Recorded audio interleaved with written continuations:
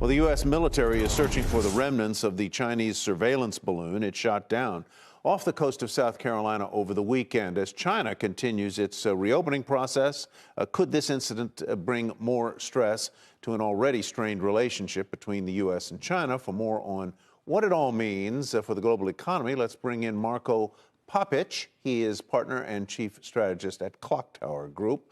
I assume you will say that this has done nothing to improve an already prickly relationship with China, between China and the U.S. Marko.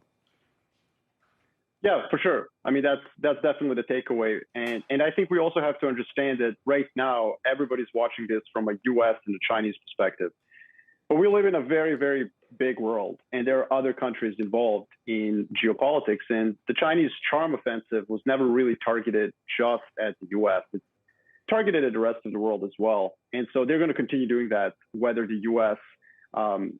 Is pushing against them or not. So I think that's really an important point. Change we've seen in Chinese foreign policy after Congress is probably going to continue, and that is mildly positive for Chinese assets. Let's talk a little bit about, the Biden administration has not unwound some of the more punitive steps that the Trump administration took vis-a-vis China in terms of tariffs and other, let's call them sanctions. This event does not hasten the day when those tariffs get lowered or taken away, does it? So there is an economic impact here, one way or another.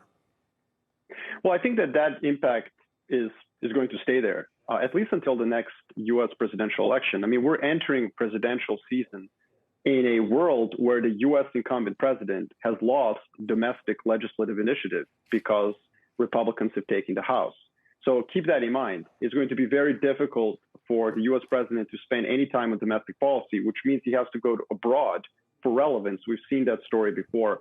And so China issue becomes the only thing that the Biden administration can really campaign on for the 2024 election. We've seen how the balloon incident has almost become a talking point in D.C. between Republicans and Democrats. The Biden administration it absolutely has. Trump. Yeah, I mean, the GOP side says, what were you waiting for? You let it transit the entire United States, and the administration has said, well, we're waiting for it to be a safe spot to shoot it down. But it is already a talking point. But that also tells you, though, a very important point. It's more political than geopolitical. And so I think the impact on Chinese equities, Chinese assets, and the Chinese rally, which is really about the reopening, it's really about Chinese policymakers moving away from zero COVID, from real estate crackdown as well, TMT regulatory crackdown as well, which began in 2021. That's still in place. The balloon is not going to pop the equity market rally in China. I'm more worried about what happens at some point in Q2 if all this Chinese stimulus starts to hit against leverage levels in the private sector in China. That's the biggest risk for long-term performance of Chinese assets. Explain that, Marko, because you have been pretty bullish on China, saying that, the policymakers there are just pushing for growth at all costs, basically. But what are the risks you foresee? Well, it's an interesting thing you say that. I have been very bullish. It came on CNBC in October, said China would be the best performing equity market in 2023. And then literally like a day later, Chinese equities ripped. So a lot of that performance I expected maybe to happen throughout 2023 has already happened. What worries me is that the private sector in China is leveraged. Household debt in China as percent of disposable income is higher than in the United States of America. And so they could get into a point where they're pushing on a string. Remember when we did that in 2009, 10, 11, 12? Right. Interest rates went down, government would stimulate, but there would be nobody willing to borrow. We need to see evidence that Chinese private sector, the households and corporates, are actually willing to borrow at lower interest rates with fiscal stimulus in place. We don't have clarity on that, which is why I think there could be indigestion to the China trade as soon as Q2.